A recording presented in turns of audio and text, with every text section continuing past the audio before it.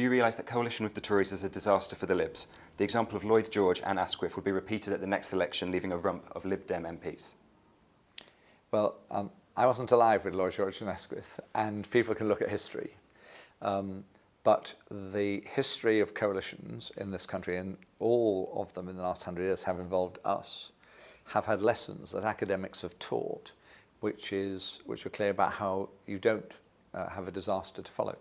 And let me just show you more recent examples. We've had 3 coalition governments in the UK involving Liberal Democrats in recent years, 2 in Scotland, 1 in Wales. The result in each of those cases has been that at the end of the 4-year term, we have held our support and it hasn't reduced. Our seats have been held and our share of the vote has been held. And in Birmingham, which is the biggest local council in Europe, about 7 years ago, we went into coalition with the Tories to run the city. And since then, we have seen our number of councillors at each subsequent election go up. I think it went down 1 this year for the first time. But compared to when we started, it's gone up.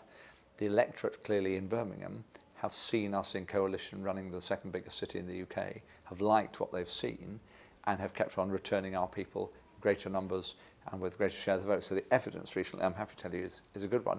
I mean, our job is to make sure that we can show to people A, the benefit of 2 parties working together, but also what we have delivered, what wouldn't have been there if it had been a Tory-only government. And what was the option?